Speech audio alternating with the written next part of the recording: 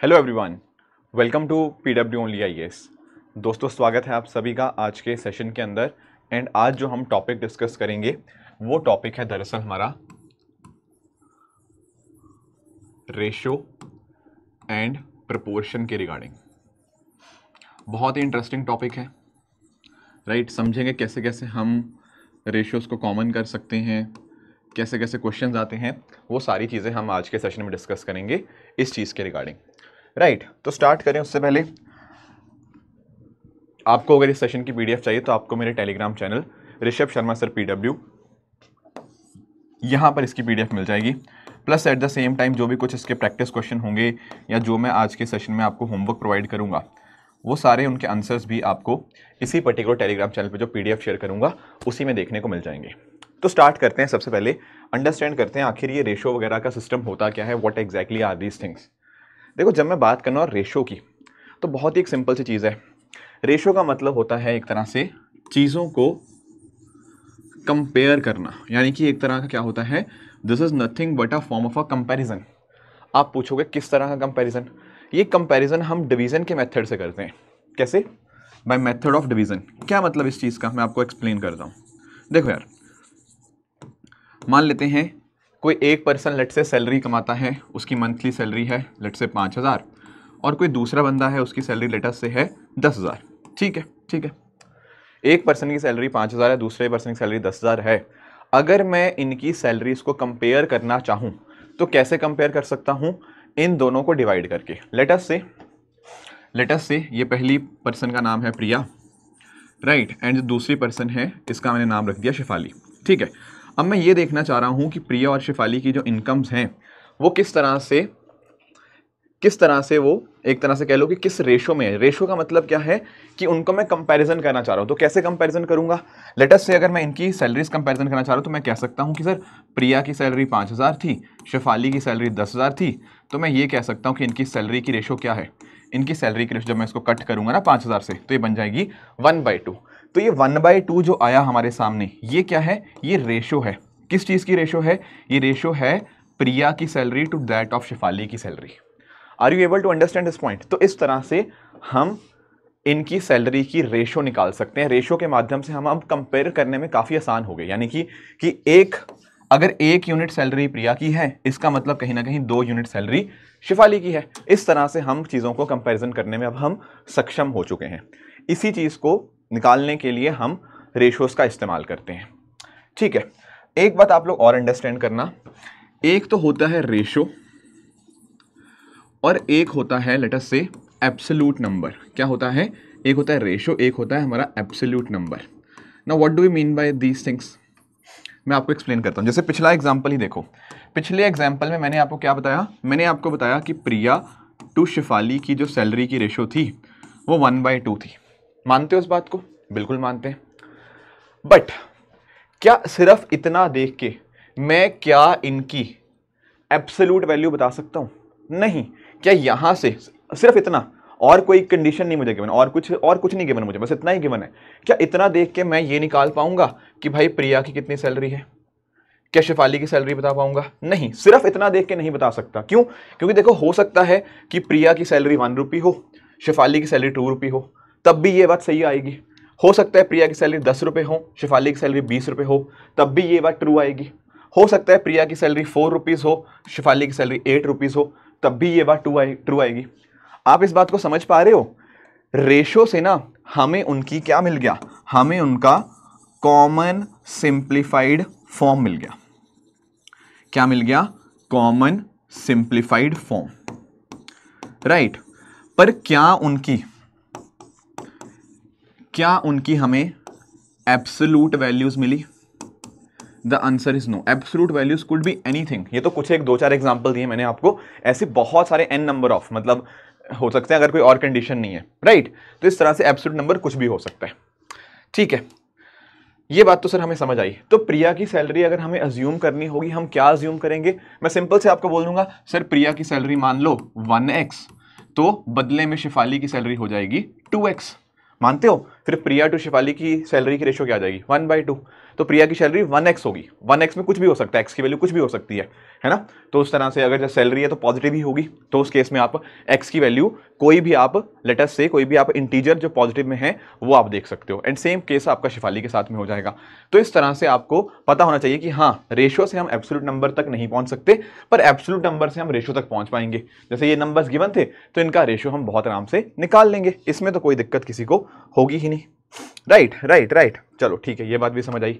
अब ये ना जो मैंने आपको बातें बताई, जैसे मान लो मैं अभी जैसे बात कर रहा था ना कि दो लोगों की लेट्स से रेशो इस तरह से है, लेट्स से 5:7 मैंने बोला, इसको ना मैं ऐसे भी लिख सकता हूँ 5:7, ये एक ही बात है, ठीक है। अगर कोई बोले ना कि salary of A to that of B, इसको चाहे आप ऐसे लिख लो चाहे ऐसे लिख लो, एक ही बात होती है दोनों चीज़ें, ठीक है। अब इसमें ना जो पहली टर्म है, पहली टर्म कौन सी है, ये 5 जो 5 होता है ना उसको हम बोलते हैं क्या, जो पहली टर्म होती है बेसिकली उसको हम बोलते हैं एंटीसीडेंट,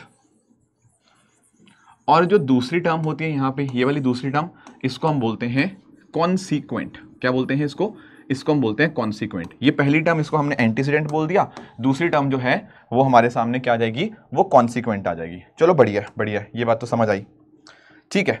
अब ना इन्हीं से एक टर्म निकल के आ सकती है, इन्हीं चीज़ों से एक टर्म निकल के आ सकती है, वो है लेट अस से A/B 5:7 था, और वो आपसे पूछ रहा है इनकी डुप्लीकेट रेशो निकालो। क्या निकालो, इनकी डुप्लीकेट रेशो। डुप्लीकेट का मतलब क्या होगा, डुप्लीकेट का मतलब कुछ नहीं है, डुप्लीकेट का सिंपल सा अर्थ है इसको स्क्वायर करना, ये जो नंबर्स हैं इनको स्क्वायर करना। तो अगर वो आपसे डुप्लीकेट रेशो मांग रहा है ना, आपको कुछ नहीं करना, आपको 5 का स्क्वायर कर लेना है और 7 का स्क्वायर कर लेना है। तो नई रेशो क्या आएगी, 25:49। तो अगर आपके पास दो नंबर्स 5:7 में हैं और कोई आपसे पूछे इनकी डुप्लीकेट रेशो बताओ, तो आप बहुत आराम से उनका स्क्वायर करके उसकी डुप्लीकेट रेशो बता सकते हो, जो कि इस केस में 25/49 आएगा। ऐसे ही सर कुछ और भी निकाल सकते हैं, हाँ ऐसे ही इस केस में हम ट्रिप्लीकेट भी रेशो भी बना सकते हैं। क्या निकाल सकते हैं, triplicate ratio. What is triplicate ratio, triplicate ratio में सर उसका क्यूब कर देंगे, ट्रिप्लीकेट रेशो में इस चीज़ का हम क्यूब कर देंगे। किस नंबर का क्यूब करेंगे, दोनों का, 5 का क्यूब भी और 7 का क्यूब भी। तो ये वैल्यू कितनी आ जाएगी, 5 का क्यूब होता है 125, 7 का क्यूब होता है हमारा 343। तो 125/343 5:7 की ट्रिप्लीकेट रेशो होगी। इस तरह से ये कुछ बेसिक टर्मिनोलॉजीज हैं जिनका हमें पता होना चाहिए। ठीक है सर, ये बात तो क्लियर हुई, ये डुप्लीकेट रेशो ट्रिप्लीकेट रेशो ये सब तो हमने समझ लिया। एक दो चीज़ें हमें और अंडरस्टैंड करनी है।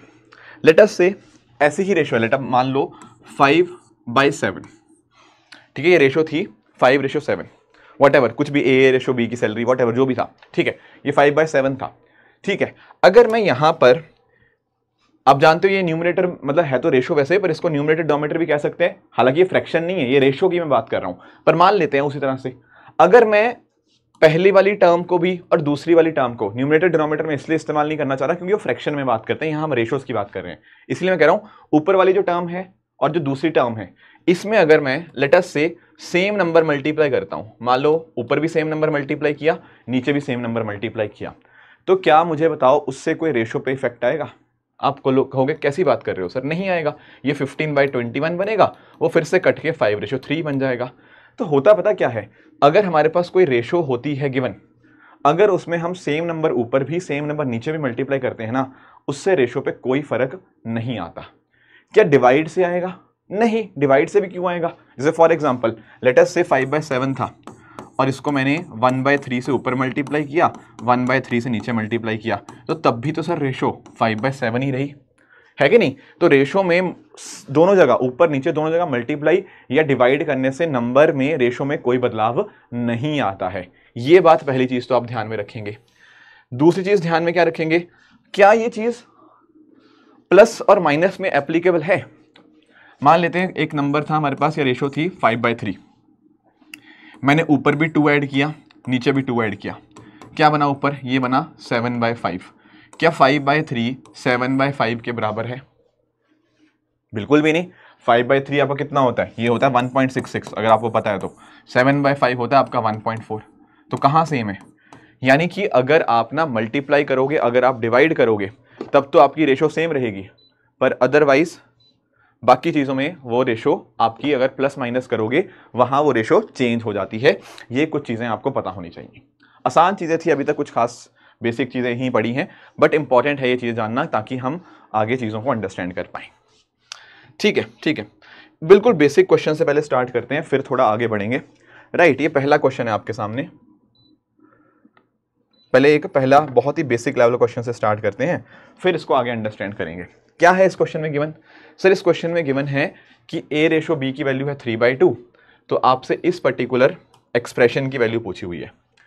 देखो यार, इसको बहुत आराम से आप कर सकते हो, मैं आपको दो तरीके से समझाता हूँ। क्या गिवन है? a/b की रेशो है 3/2, तो हमसे पूछा क्या क्या है? 3a + 2b divide by 3a - 2b की वैल्यू पूछी हुई है। पहला तरीका क्या है करने का? आप इसको ऐसा मान लो, जैसे मैंने आपको पीछे प्रिया और शिफाली वाला एग्जांपल दिया था ना, सेम चीज़ यहाँ पे कर सकते हैं। हम a की वैल्यू मान सकते हैं कितनी? 3x, b की वैल्यू मान सकते हैं कितनी? सर b की वैल्यू मान सकते हैं 2x, है ना। a की वैल्यू मैं 3x मान लूंगा, जैसे प्रिया और शिफाली वाले, प्रिया की सैलरी 1x मानी थी, शिफाली की सैलरी 2x मानी थी। सिमिलरली a की वैल्यू मैं 3x मान सकता हूँ, b की वैल्यू 2x मान सकता हूँ। बहुत बढ़िया, बहुत बढ़िया। तो जब आप उसको इस चीज़ में पुट करेंगे, लेट अस से आपने a की वैल्यू 3x पुट करने की कोशिश करी और b की वैल्यू आपने 2x पुट करने की कोशिश करी, तो ये एक्सप्रेशन ऐसे बन गया। और नीचे भी आप बनाओ इसको, क्या बनेगा ये? सर नीचे एक्सप्रेशन ऐसे बन गया। क्या वैल्यू निकल के आई? ये 3 × 3 बना 9x + 4x divide by what? 9x - 4x। कितना बना ये बना 13x / 5x, और ये क्या बन जाएगा? 13/5। बहुत ही आसान क्वेश्चन था, तो ऑप्शन नंबर सी यहाँ पर इसका सही आंसर हो जाएगा। राइट राइट राइट, बिल्कुल ऑप्शन नंबर सी सही आंसर हो जाएगा। ठीक है, ये पहला तरीका था इसको सॉल्व करने का, ये इसको सॉल्व करने का पहला तरीका था। आराम से हो जाएगा। a की वैल्यू 3x, b की वैल्यू 2x, ये तो हम करते ही आए हैं, तो इसमें कोई परेशानी तो होगी नहीं। क्या कोई और तरीका भी है? Answer is yes, there is another way also. देखो यार, जब मैं ये बात कह रहा हूं कि a/b की वैल्यू 3/2 है, मतलब इनकी रेशो की बात कर रहा हूं, मुझे एब्सोल्यूट वैल्यू तो गिवन नहीं है ना, ये तो रेशो है, एब्सोल्यूट वैल्यू नहीं है। पर मुझे बताओ, अगर कोई चीज रेशो के लिए एप्लीकेबल है तो क्या वो एब्सोल्यूट वैल्यू के लिए भी तो ट्रू हो जाएगी? मतलब अगर मान लो a/b की वैल्यू 3/2 मैंने यहां पे लिखी हुई है, तो क्या आप इस बात से सहमत हो कि अगर लेट अस से मैं a की वैल्यू 3 मान लूं, b की वैल्यू 2 मान लूं, तो भी तो सेम ही बात आएगी? बिल्कुल, क्योंकि जो एब्सोल्यूट नंबर से ही तो रेशो निकली है। तो अगर a की वैल्यू 3 और b की वैल्यू 2 मान लूं, तो क्या इस वैल्यू का एक्सप्रेशन, इस एक्सप्रेशन की जो वैल्यू है, क्या उसमें कुछ बदलाव आएगा? नहीं आएगा। तो आप बहुत आराम से ना क्या कर सकते हो, आप बहुत आराम से एक काम कर सकते हो कि a की वैल्यू डायरेक्टली 3 लेके b की वैल्यू 2 लेके भी सॉल्व कर सकते हो। क्यों कर सकते हो? क्योंकि इसमें ना वो एक्सप्रेशन इस तरह से है कि चीज़ें कट जाएंगी अपने आप। ठीक है, तो अब डायरेक्टली a की वैल्यू आप 3 लेते और b की वैल्यू आप 2 लेते, तो ऑटोमेटिकली आपके पास जो आंसर आता वो आपका 13/5 ही आ जाता। तो यानी कि वो x वाली लेने की जरूरत ही नहीं थी, उससे क्वेश्चन लंबा ही हो रहा था। डायरेक्टली भी आप इस तरह से वैल्यू सॉल्व कर सकते हैं। ठीक है, तो ये हो गया हमारा पहला क्वेश्चन। आराम से हम इनको सॉल्व कर सकते हैं। पहले कुछ बेसिक लेवल क्वेश्चंस कर रहे हैं, फिर धीरे धीरे और कॉन्सेप्ट बहुत सारे सीखने हैं आज के चैप्टर में। ठीक है, दूसरा क्वेश्चन क्या है? 2 numbers are in the ratio 3/4. If 15 is subtracted from each, the numbers are in the ratio 9/17. What is the larger number? ये पूछा हुआ है। वो कह रहा है 2 नंबर्स, कौन से 2 नंबर? लेट अस से a/b की रेशो कितनी है? 3/4। अब एक बार नोटिस करना, वो क्या कह रहा है? If 15 is subtracted from each, अगर इन दोनों नंबर से मैंने 15 को सब्ट्रैक्ट कर दिया। अब एब्सोल्यूट नंबर की बात हुई है, यहां पे वो रेशो की बात नहीं कर रहा। तो मुझे बताओ किस समय से माइनस करना होगा? सर जो भी नंबर होगा उसमें से 15 माइनस करना होगा। तो क्या मैं ऐसा कह सकता हूं, अगर a/b की वैल्यू 3/4 है तो a की वैल्यू कितनी निकल के आएगी? सर a की वैल्यू आएगी यहां से 3x, b की वैल्यू कितनी निकल के आएगी? b की वैल्यू निकल के आएगी 4x। बिल्कुल ठीक बात है, इसमें तो कोई डाउट ही नहीं है ना, ऐसे ही तो करा था। अब वो क्या कह रहा है? 15 इज सब्ट्रैक्टेड फ्रॉम ईच, दोनों में से 15 को सब्ट्रैक्ट कर दिया। यानी कि अगर इसमें से मैं 15 को सब्ट्रैक्ट करूंगा तो ये क्या बनेगा? ये बनेगा 3x - 15। मानते हो? 3x तो नंबर था, उसमें से 15 सब्ट्रैक्ट कर दिया, ठीक है, तो बना 3x - 15। इस वाले में से भी 15 को सब्ट्रैक्ट करना है, क्योंकि दोनों से सब्ट्रैक्ट किया ना, तो ये वैल्यू क्या बनेगी? 4x - 15। अब वो क्या कह रहा है? The new numbers are in the ratio 9/17। इन दोनों की जो रेशियो है 9/17 है। मैंने कहा लो भाई इन दोनों को 9/17 के बराबर कर दिया। कैसे लिखा है एक्सप्रेशन, पहले तो नंबर निकाला, a/b 3/4 था तो a की वैल्यू 3x, b की वैल्यू 4x। अब वो कह रहा दोनों से 15 माइनस कर दो, मैंने दोनों से 15 माइनस कर दिया, 3x - 15 4x - 15। फिर कह रहा है इनकी रेशियो आई 9/17 के बराबर, मैंने उसको 9/17 के बराबर कर दिया। बस अब क्या करेंगे सर, अब करेंगे क्रॉस मल्टीप्लाई, ऐसे ऐसे मल्टीप्लाई कर दो, करो। 17 × 3x कितना आएगा, वो आएगा 15x, ठीक है। और मतलब ऐसे समझ लो, कई बच्चे कंफ्यूज हो जाते हैं, 17 × 3x - 15 is equal to 9 × 4x - 15, cross multiply हो गया ना, तो 17 × 3x कितना बना 51x, 17 × 15 बनेगा 255 is equal to 9 × 4 36x minus 135। बहुत बढ़िया बहुत बढ़िया, इधर ले आओ, ये बना 15x इज इक्वल टू 120, यहाँ से x की वैल्यू आपकी कितनी निकल के आ जाएगी 8।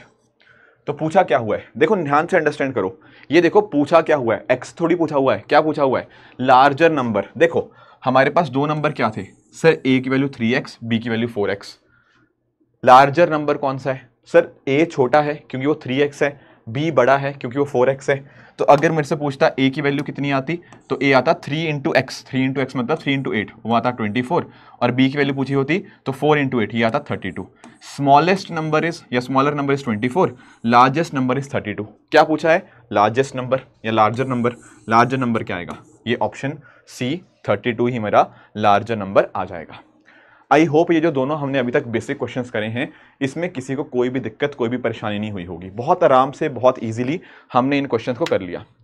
एक तो यार गर्मी बहुत हो गई है, पता नहीं क्यों यहाँ पे, या तो एसी कूल ही नहीं कर रहा है, चलो कोई बात नहीं, अब कम कर दिया है, अब ऐसा ना हो कि जम जाए, बट ठीक है। चलो ऑप्शन सी 32 इसका आंसर यहाँ पे आ जाएगा। बहुत बढ़िया। अब आते हैं अगले मुद्दे के ऊपर, ठीक है। अब आगे थोड़ा समझते हैं, थोड़ा आगे हम चीज़ों को अंडरस्टैंड करने की कोशिश करते हैं। Let us try and understand. अब ना देखो, अभी तक तो दो नंबर्स की हमने रेशो निकाली, क्या करा हमने, दो नंबर्स की रेशो निकाली। अब हम इनको 3 के साथ निकालने की कोशिश करेंगे। क्या करेंगे, 3 के साथ निकालने की कोशिश करेंगे। लेट अस से मेरे पास दो नंबर्स हैं a/b, ठीक है। लेट अस से इसकी वैल्यू है 2/3। कोई दिक्कत यहाँ तक नहीं सर। और लेट अस से मैंने एक आपको और बोला कि b/c आपका लेट अस से आपका है, ये है आपका 9/7। क्या है ये 9/7। तो क्या आप a/b गिवन है, b/c गिवन है, क्या आप मुझे a/c की वैल्यू निकाल सकते हो। देखो यहां पर ना तो बहुत आसान से हो जाएगा। सही बताऊं तो आप लोगों ने शायद कर भी लिया होगा, कई बच्चों ने, आप लोगों ने नोटिस किया होगा कि इन दोनों में क्या कॉमन है। इन दोनों में आपने देखा होगा b कॉमन है, तो b को कॉमन करने की कोशिश करी होगी, एंड उससे आंसर आ भी गया होगा। पर मैं आपको ना एक बहुत ही सिंपल तरीका बताता हूं, जितना मर्जी बड़ा क्यों ना हो एक्सप्रेशन, वो सारी चीजों के लिए वैलिड है। इसके बाद मैं 4 का भी करवाऊंगा, 5 का भी करवाऊंगा, ठीक है ना, ताकि कोई भी वैल्यू आप निकाल पाओ। इसको पता करना कैसे है, आप ध्यान से अंडरस्टैंड करना। जैसे मान लो मैंने यहां पे a लिख दिया, यहां पे लिखा b, यहां पे लिखा c। ओके, जो चीज कॉमन आ रही है ना उसको बीच में डालो। जो चीज कॉमन आ रही है, इसमें कॉमन क्या था, जैसे कॉमन इन दोनों में था b, तो कॉमन वाली चीज को आप बीच में डालो। तो a/b लिखो पहले तो, जो भी गिवन है, मतलब a के सामने 2 है, b के सामने 3 है। कोई दिक्कत यहाँ पे नहीं, a की वैल्यू 2, b की वैल्यू 3, मतलब a/b की वैल्यू 2/3 लिख दिया मैंने। अब ऐसे ही देखो b/c कितना गिवन है 9/7। मैंने आपको बोला था जो चीज कॉमन आ रही है उसको बीच में लिखो, b कॉमन था ना, तो b के सामने 9 लिख दिया, c के सामने 7 लिख दिया। ये a/b 2/3, b/c 9/7। कोई दिक्कत इसमें। अब क्या करना है, कुछ नहीं करना। मुझे एक चीज बताओ, क्या यहां पर एक बक्सा खाली दिख रहा है। हाँ बिल्कुल दिख रहा है। क्या यहां पर एक बक्सा खाली दिख रहा है। हाँ यहां पर भी दिख रहा है। बाकी सब तो भरे हुए हैं ना बक्से, बाकी सब तो बक्से घर भरे हुए हैं, ये दोनों बक्से खाली हैं। तो इनको कैसे फिल करेंगे, ये देखो कि इनके बगल में कौन है, बगल में हॉरिजॉन्टली देखो कौन है। आप बोलोगे सर इसके बगल में तो 9 है, तो मैंने कहा कोई बात नहीं, इसको फिर 9 भर दो। आप बोलोगे ये बक्से के बगल में कौन है, बगल मतलब साथ में कौन है, इस बक्से के बगल में तो 3 है, तो मैंने यहाँ पे 3 भर दिया। अब क्या करना है, कुछ नहीं करना। अब ऐसे मल्टीप्लाई कर दो, कैसे, ऐसे वर्टिकली मल्टीप्लाई करो। 2 × 9 कितना आया 18, 3 × 9 कितना आया 27, 3 × 7 कितना आया 21। तो ये जो बना ना, ये कुछ नहीं है, ये a/b/c ही है। आप इसको फर्दर सिंप्लीफाई भी कर सकते हो, जैसे ये कट जाएगा, ये 3 से कट जाएगा, मतलब 3 ये मतलब 3 से कट जाए, 3 6 आर 18, 3 9 आर 27, 3 7 आर 21, तो ये 6:9:7 इसकी वैल्यू आ जाएगी। ये है A:B:C, और उसने हमसे मांगा था A:C, तो हाँ हम इसको 6:7 कह देंगे, हम इसको 6:7 यहाँ पे कह सकते हैं। Are you able to understand this thing? क्या किया? कुछ नहीं किया, जो चीज कॉमन है, क्या कॉमन था? B, तो B को मैंने सेंटर में डाला, A:B था 2/3, B:C था 9/7, फिर देखा जो बक्से खाली हुए हैं उनके बगल में कौन है, उनके साथ में कौन है हॉरिजॉन्टली, तो इसके साथ में 9 था, इसके साथ में यहाँ पे 3 था, तो वहां पे उन बॉक्सेस के अंदर 3 फिल किया, इसके बगल में 9 था तो 9 फिल किया, फिर वर्टिकली मल्टीप्लाई कर दिया, 2 × 9 18, 3 × 9 27, 3 × 7 21, बस A:B:C की वैल्यू यहाँ पे हमारे सामने आ चुकी है। हाँ जी, कोई दिक्कत, कोई समस्या यहाँ तक किसी को इस चीज को अंडरस्टैंड करने में कोई डाउट किसी को? ठीक है, एक दो क्वेश्चन और ट्राई करते हैं, इसको ट्राई करो। जैसे ये आपके सामने क्वेश्चन है, ठीक है, ये आपके, एक सेकेंड, और भी बीच में आई थिंक क्वेश्चन होंगे, हाँ पहले इसको ट्राई करो, पहले ये क्वेश्चन ट्राई करो, उन पे भी आएंगे, फिर इनको ट्राई करो एक बार। अब तो बहुत आराम से हो जाएगा। आप बोलोगे तो कुछ मुश्किल है ही नहीं, पहले ये देखेंगे, क्या देखेंगे सर, कॉमन क्या आ रहा है? सर कॉमन आ रहा है B, कॉमन आ रहा है B, तो ठीक है, हम इसको लिखेंगे कैसे? सर A यहाँ पे, B यहाँ पे, C यहाँ पे, राइट, लिख लिया। अब A:B क्या है? 4 5, B:C क्या है? 25 12। अब क्या करेंगे सर, कुछ बॉक्सेस हमारे खाली छूट गए हैं, कोई बात नहीं, इनके बगल में देखेंगे, इसके बगल में है 25, इसके बगल में है 5, बस अब मल्टीप्लाई कर दो vertically, 4 × 25 is 100, 5 × 25 is 125 and 5 × 12 is 60। ये आई A:B:C की वैल्यू। अब पूछा क्या है? A:C, देखो ना इधर से A:C कितना आ रहा है? सर A:C आ रहा है 100:60, क्या ये कुछ कैंसिल हो जाएगा? हाँ जी बिल्कुल, 20 से कैंसिल कर सकते हो, ये बनेगा कितना? 5 × 20 100, 20 × 3 60, तो 5:3 आंसर आ जाएगा। Option B 5/3 is the right answer. बहुत आराम से हम ऐसे क्वेश्चंस कर सकते हैं। एक दो और करते हैं, ठीक है, कोई डाउट ना रहे इसमें, मतलब पॉइंट मेरा वही है कि आपको ऐसा ना लगे कि यार कैसे कर रहे हैं सर, ठीक है, तो 2-3 क्वेश्चन कर लेंगे ताकि किसी को भी ना कोई भी डाउट ना रहे, ठीक है, पर्पस अपना वही है। जैसे ये क्वेश्चन अब यहाँ पे A:B की वैल्यू गिवन है 3/8 एंड C/A की वैल्यू गिवन है 5/7।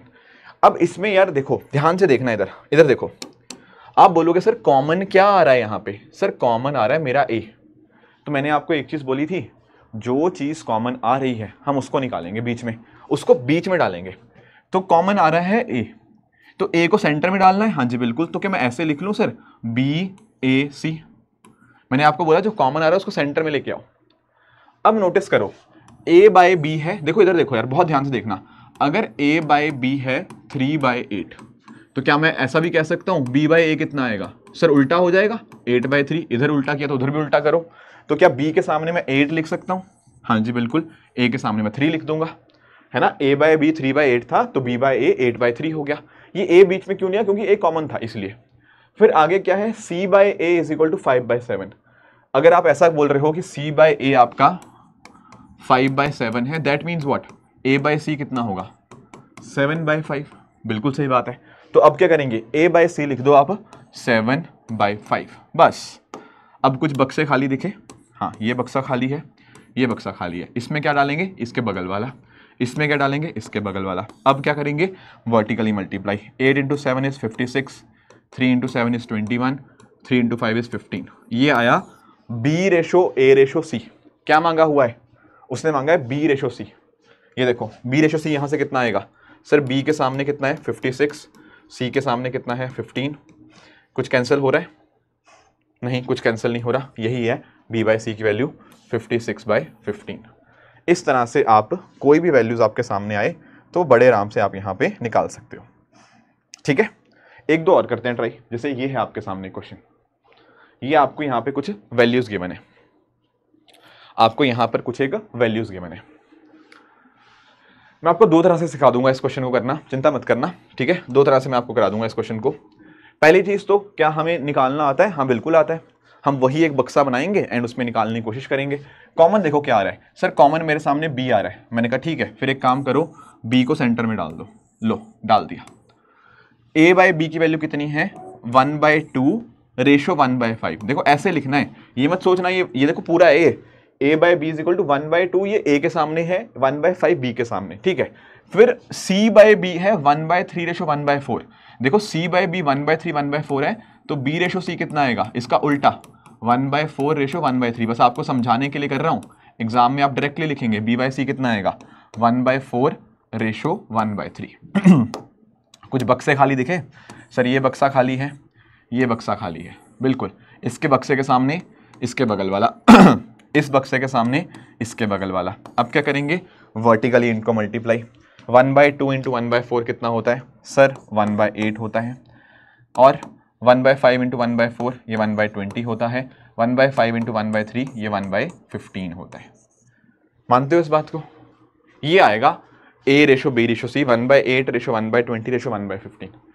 आप बोलोगे ऐसा तो कोई ऑप्शन ही नहीं है। कोई बात नहीं भाई, कोई बात नहीं, हमने एक टॉपिक पढ़ा है, क्या सर एलसीएम, बिल्कुल पढ़ा है, एलसीएम पढ़ा है। तो एक्चुअल में पता क्या होता है, आप इस बात को समझना, आप इस बात को अंडरस्टैंड करना। लेट अस से मैं बोल रहा हूं एक रेशो मैंने लिखी 3/4, एक रेशो मैंने लिखी 6/8। क्या ये दोनों अलग अलग हैं क्या? नहीं सर, ये 6/8 भी तो क्या है, ये 3/4 ही तो है, ये इसकी सिंप्लीफाइड फॉर्म है। मानते हो इस बात को? बिल्कुल। तो अगर ना मैं दोनों साइड, मैंने बताया भी था, अगर इधर भी आप 2 से मल्टीप्लाई कर रहे हो, इधर भी 2 से मल्टीप्लाई कर रहे हो, मतलब सारी रेशोज में सेम नंबर मल्टीप्लाई कर दोगे, उससे रेशो पे कोई अंतर नहीं आएगा। तो हम क्या कर रहेंगे सर, ये जो फ्रैक्शन में हमारी रेशोज गिवन है ना, इनको थोड़ा ठीक कर लेते हैं। कैसे ठीक करेंगे? मैं कहूंगा मुझे ना इनके नीचे वाले ये हटाने हैं, 8 20 15 ये हटाना है। कैसे हटेगा? अगर मैं इन फ्रैक्शन को सेम नंबर से मल्टीप्लाई कर दूं तो क्या रेशो पे कोई अंतर आएगा? नहीं। पर कौन से नंबर से मल्टीप्लाई करूं? जो भी 8 20 और 15 का एलसीएम है। किसका एलसीएम है? 8 20 और 15 का। क्यों ले रहा हूं मैं ये एलसीएम इनका? इनका एलसीएम मैं इसलिए ले रहा हूं ताकि ये नीचे वाले नंबर्स मल्टीप्लाई होके हट जाए। और अगर आपने मेरा एलसीएम वाला वीडियो देखा है तो हमने देखा था, इसका आप एलसीएम बहुत आराम से निकाल सकते हो, कोई मुश्किल वाली बात नहीं है। आप बोलोगे सर इनका एलसीएम 120 आएगा, तो मैं पता क्या कर सकता हूं, तीनों को, इसको भी 120 से मल्टीप्लाई कर दूंगा, इसको भी 120 से मल्टीप्लाई कर दूंगा, इसको भी 120 से मल्टीप्लाई कर दूंगा। सेम नंबर से अगर मैं सारी रेशियोज को मल्टीप्लाई करता हूं, उससे मेरी रेशियोज पे कोई इंपैक्ट नहीं आएगा।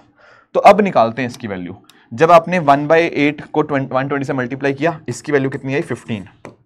जब आपने 1/20 से 120 को मल्टीप्लाई किया, उसकी वैल्यू कितनी आई 6। जब आपने 1/15 से मल्टीप्लाई किया, उसकी वैल्यू कितनी आई 8। तो ये वैल्यू निकल के आई 15:6:8। ये क्या है? ए रेशो बी रेशो सी, जो कि हमारे ऑप्शन नंबर बी में यहाँ पे गिवन है। तो इस तरह से आप यहाँ पे इन रेशियोज को यहाँ पे निकाल सकते हो, बहुत बहुत आराम से, बहुत बहुत आराम से हम यहाँ पे निकाल सकते हैं। ठीक है, एक दो क्वेश्चन और करते हैं ट्राई।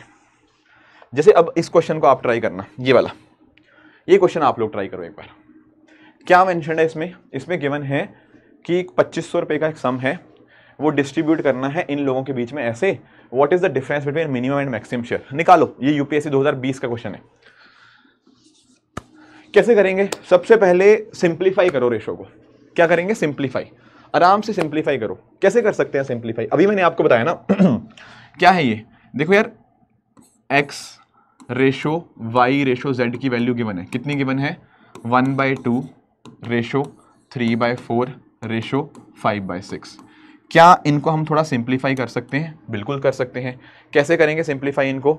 मैं आपको बोलूँगा कि इनको सिंप्लीफाई करने का तरीका पता क्या है? जो भी उनके डिनोमिनेटर है ना, उनका एलसीएम निकालो और सबसे मल्टीप्लाई कर दो। सेम नंबर से रेशोज़ को मल्टीप्लाई कर दोगे, रेशो में कोई बदलाव नहीं आएगा। कर लेते हैं। क्या है रेशोज़ यहाँ, मतलब क्या है डिनोमिनेटर इनके? ठीक है, 2 4 और 6। ये तो पता ही है सर, 2 4 6 का तो एलसीएम 12 ही होता है ना, ये तो पता ही है। तो एक काम करते हैं, सबको 12 से मल्टीप्लाई कर दिया, इसको भी 12 से, इसको भी 12 से, इसको भी 12 से। तो नया रेशो क्या आया? मतलब रेशो तो वही रहा, 1/2 × 12 ये बना 6, 3/4 × 12 ये बना 9, 6 × 2 12 ये बना 10। ये है दरअसल में x ratio y ratio z। अब तो मुझे निकालना आता है सर x का शेयर कितना है? x का शेयर है 6, मतलब a मानना है, तो x का शेयर मान लो 6 है, y का शेयर मान लो 9 है, z का शेयर मान लो 10 है, ठीक है, 6:9:10 है ना, तो मतलब a का कॉन्ट्रीब्यूशन 6 से रहा होगा, y का 9 है, z का 10 है, और इन तीनों का सम कितना है, यही तो 2500 के बराबर है, यही तो तीनों में डिवाइड हुआ, इन तीनों का सम है आपका 2500। कितनी वैल्यू बनी, 10 + 9 19, 6 25, इनकी वैल्यू आई 25 है, तो 25 a की वैल्यू है 2500, a की वैल्यू आई 100, a की वैल्यू आई 100। यानी कि पता क्या है, यानी कि ये मतलब है इस चीज का कि सर x को कितना मिला होगा, x को मिला था 6a, what is 6a, 6a, a की वैल्यू थी 100, तो x को मिला होगा 600 रुपये, मैं इधर लिख देता हूं, x को मिला होगा 600 रुपये, क्यों, x को मिला था 6 से, y को मिला है 9 है, यानी कि y को मिला होगा 900, 9 × 100, z को मिला है 10 है, 10 है, a की वैल्यू 100 है, तो z को मिला होगा 1000। तो क्या पूछा है, उसने पूछा है what is the difference between maximum share and the minimum share. क्या आएगा मैक्सिमम और मिनिमम शेयर, सर मैक्सिमम है 1000, मिनिमम है 600, तो डिफरेंस कितना है, 1000 - 600, 1000 - 600 की वैल्यू होती है आपकी 400, ये आपका वैल्यू आ जाएगा ऑप्शन नंबर सी, ₹400। इस तरह से हम बहुत आराम से इसका आंसर यहाँ पे निकाल लेंगे। तो ये क्वेश्चन हमने यहाँ पर इसका सॉल्व कर लिया।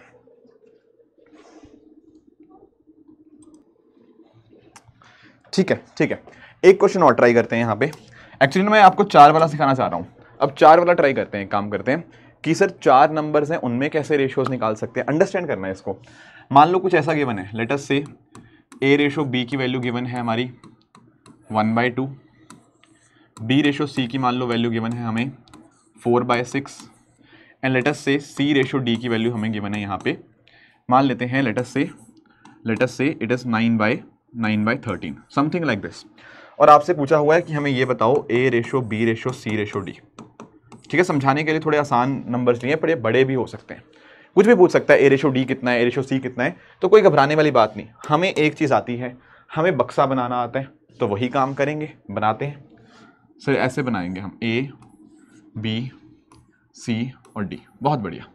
सर कॉमन क्या आ रहे थे, b और c, है ना, यही कॉमन आ रहे थे, उनको हमने बीच में रख लिया, कोई समस्या नहीं। a/b की वैल्यू कितनी है, 1/2, यही तो कर रहे थे अभी तक। b/c कितना है, 4/6, परफेक्ट। c/d की वैल्यू कितनी है, 9/13। किसी को यहां तक लिखने में कोई दिक्कत, सर ऐसा ही तो किया था, a/b और c तीन नंबर्स में भी तो ऐसा कर रहे थे, ये 4 है, कोई बात नहीं, तो 4 में कर लिया। अब क्या है सर, यहां पर तो बहुत सारे बक्से खाली बच गए। मैंने कहा हाँ बहुत सारे, एक बॉक्स यहाँ पे खाली दिख रहा है, एक बॉक्स मुझे यहाँ पे खाली दिख रहा है, एक यहाँ दिख रहा है, एक मुझे यहाँ खाली दिख रहा है, एंड 2 बक्से मुझे यहाँ खाली दिख रहे हैं। इसके अलावा कुछ खाली दिख रहा है नहीं। इनको भरना कैसे है, मैंने कहा था इनका हॉरिजॉन्टली जो बगल में है उसको फिल करना है। सर इसके बगल में 2 है, हाँ जी कर दो, इसके बगल में 2 है, ये तो 2 ही है ना इनके कॉमन, बिल्कुल, तो 2 ही फिल होगा। इनके हॉरिजॉन्टली सबसे नजदीक नंबर कौन सा है, 2, तो 2 हो जाएगा यहाँ पे फिल। इस के सबसे नज़दीक कौन सा है, 4, तो 4 हो जाएगा। इसके सबसे नज़दीक कौन है हॉरिजॉन्टली, 6, तो 6 फिल कर देंगे। इसके सबसे नज़दीक कौन है, 9, तो 9 फिल कर देंगे। इसके हॉरिजॉन्टली सबसे नज़दीक कौन है, 9, तो इस तरह से फिल हो जाएगा। बस हो गया। अब मल्टीप्लाई करो सबको, ऊपर से लेके नीचे तक, वर्टिकली मल्टीप्लाई करते हैं। 9 × 4 36, ये आया 36। ये क्या है, 2 4 8, 8 × 9 इज़ 72, बहुत बढ़िया। और ये क्या है, 2 6 12, 12 × 9 इज़ 108। ये कितना है, 12 × 13, ये आएगा 156। ये आया मेरा, क्या है ये है आपका a/b/c/d। ठीक है, ये वैल्यू निकलेगी। अगर इसको आप थोड़ा और ब्रेक डाउन करना चाहते हो वो भी कर लो, ठीक है। अगर कुछ और, जैसे आई थिंक 12 से कट जाएंगे सारे के सारे, है ना, बिल्कुल 12 से कट जाएंगे, तो ये क्या बन जाएगा, ये बन जाएगा 3/6/9/13, ये आएगा। आप चेक भी करना चाहते हो चेक भी कर लो, जैसे a/b कितना है, 3/6, वो 1/2 ही आ रहा है। b/c कितना आ रहा है, 6/9, यानी कि 2/3 या 4/6, एक ही बात है। और c/d तो 9/13 ही है। Are you able to understand? Same चीज़ यहाँ पे 4 नंबर, 5 नंबर, 6 7 जितने मर्जी हों, ऐसे लिख लेना है उनको, एंड अकॉर्डिंगली उनको करते रहना है। कोई समस्या किसी को यहाँ पे होनी नहीं चाहिए। ठीक है, ठीक है। अब 2 क्वेश्चन यहाँ पे करने हैं। हाँ, एक काम करता हूँ, एक क्वेश्चन मैं आपको होमवर्क के लिए दे रहा हूँ, this is for your homework. इसको आप ट्राई करेंगे, 4 लोगों का मैंने समझा दिया है, अब खुद अपने एंड पे ट्राई करेंगे एंड मुझे बताएंगे इसका आंसर। बाकी जो आंसर होगा ना, मैं मैं आपको इस टेलीग्राम चैनल पे शेयर कर दूंगा, ऋषभ शर्मा सर PW पे, आप जाके आप चेक कर लेना कि आपने जो किया है क्या वो सही किया या नहीं किया। चलो ठीक है, एक मैं आखिरी क्वेश्चन कराता हूं आप लोगों को, जो कि है ये वाला। ये 2021 में पूछा हमसे यूपीएससी ने। कब पूछा? 2021 में। क्या कह रहा है यहाँ पे? An amount of money was distributed among A, B and C in the ratio P/Q/R। मतलब P/Q/R में पैसा डिवाइड हुआ between A, B and C। ठीक है, अब स्टेटमेंट पढ़ते हैं। क्या है पहली statement? A gets the maximum share if P is greater than Q+R। A को सबसे ज्यादा शेयर मिलता है अगर जो P है वो Q+R से बड़ा है। देखो यार, इस बात को समझो, क्या है इनकी रेशो? क्या है? P/Q/R। ये है ना A/B/C की वैल्यू। इनको इस तरह से पैसा डिवाइड हुआ। अब नोटिस करो, पहली स्टेटमेंट क्या कह रही थी? Q+R, मतलब इन दोनों को मिला भी दो, ये दोनों मिलकर भी P से छोटे हैं। समझ पा रहे हो? दो चीजों, दो लोगों को पैसा दिया गया, B को भी C को भी। B और C का अगर आप पैसा जोड़ भी दोगे ना, दोनों का जोड़ कर भी जो पैसा बना वो P के पैसे से कम है या A के पैसे से कम है, जिसको P शेयर मिला है। दो लोगों का पैसा जोड़ने के बाद भी पहले बंदे से पैसा कम बन रहा है, तो मतलब पहले बंदे को सबसे ज्यादा मिला होगा। पहले बंदे को सबसे ज्यादा मिला होगा तभी तो वो ऐसा कर पाया कि बाकी दोनों को मिलाकर भी उसके पास जो पैसा वो ज्यादा है। A के पास ज्यादा है पैसा, सबसे ज्यादा पैसा है, तभी तो B और C का पैसा जोड़ने के बाद भी जो पैसा था वो A के मुकाबले, मतलब A का ज्यादा है उन दोनों का जोड़ने के बाद भी। तो दैट मीन्स व्हाट? A को सबसे ज्यादा शेयर मिला होगा ना। इसी तरह से कह रहा हूं कि मतलब इसको सबसे ज्यादा पैसा मिला है, इसी वजह से आप नोटिस कर पाओगे कि बाकी दोनों का ऐड भी कर दोगे ना तब भी A से कम है, तो मतलब A को मैक्सिमम शेयर मिला है। तो इसमें कोई डाउट की बात नहीं है, this has to be true. ठीक है, P, वो कह रहे हैं ना P Q+R से भी बड़ा है, तो मैक्सिमम शेयर P को ही होगा। Q एंड R को क्यों नहीं मिल सकता? भाई अगर Q को मैक्सिमम शेयर होता तो वो P से बड़ा होता, अगर R को मैक्सिमम शेयर होता तो वो P से बड़ा होता, पर वो कह रहा है कि नहीं, P Q+R से बड़ा है, इसीलिए ऑप्शन ए तो बिल्कुल सही है। दूसरा कह रहा है C gets the minimum share if R is less than P+Q। क्या है ऑप्शन बी की वैल्यू स्टेटमेंट 2 की? R is less than P+Q। दो चीजों का सम तीसरे वाले नंबर से बड़ा है, तो क्या हम ये कह सकते हैं कि R सबसे छोटा होगा? देखो नहीं यार, इसको अंडरस्टैंड करना। मान लो आप सिंपल देखो, दो लोगों के पेपर में एग्जाम पे मार्क्स आए, पेपर में मार्क्स है ना दो लोगों के, उनका सम तीसरे वाले से ज्यादा है, तो भाई हो सकता है ना कि P छोटा हो Q बड़ा हो, तब जाके R से बड़ा हो जाए, या हो सकता है P भी बड़ा हो Q भी बड़ा हो और इसीलिए R से बड़ा आए, या हो सकता है P और Q अपने आप में छोटे हों पर उनका सम जो है वो R से बड़ा आ जाए। तो इस केस में हम ये कभी नहीं कह पाएंगे कि कौन बड़ा है कौन छोटा है। पहले वाले केस में सर कैसे कह दिया था? भाई पहले वाले में पॉइंट ये है कि दो लोगों का जोड़ भी ना इस वाले से छोटा आ रहा है, तो obviously it has to be bigger. जब दोनों का सम ही इससे छोटा है तो नंबर तो अपने आप में छोटे होंगे ही होंगे। पर दूसरे वाले में क्या है, वो कह रहा है दो लोगों का सम जो है ना वो इस वाले से बड़ा आ रहा है, तो हो सकता है दो नंबर बड़े हों, हो सकता है दोनों छोटे हों पर उनका सम बड़ा हो जाए, या फिर एक छोटा है और एक बड़ा है एंड तब जाके सम इस तीसरे नंबर से बड़ा निकल आए। तो यहां पर ये कहना कि C को सबसे बड़ा शेयर मिला, C को सबसे छोटा शेयर मिला होगा, हम पक्के से नहीं कह पाएंगे। इट कुड बी, हो सकता है C को सबसे छोटा मिला हो सकता है P को छोटा मिला हो सकता है Q को हो। Are you getting my point? तो स्टेटमेंट 1 तो बिल्कुल सही है पर स्टेटमेंट 2 गलत है, इसलिए इसका आंसर क्या बनेगा? Option number A, 1 only will be the right answer. तो ये था हमारा आज का डिस्कशन। मैं फिर से बता दूं, जो होमवर्क के लिए क्वेश्चन दिया गया है उसको आप कर लीजिएगा ताकि थोड़ी सी आपकी प्रैक्टिस हो जाए in basic concepts of ratio and proportion के ऊपर, ताकि अपनी बेसिक्स अच्छे हो जाएंगे तो आगे क्वेश्चन सॉल्व करना अपने आप में काफी आसान हो जाएगा। ठीक है, तो दोस्तों ये था हमारा आज का सेशन। आई होप आप सभी को आज का सेशन बहुत अच्छे से समझ आया होगा। इसी तरह से आप सब लोग अपने एंड पे हार्डवर्क करते रहिए। Thank you so much for joining, all the very best, thank you so much.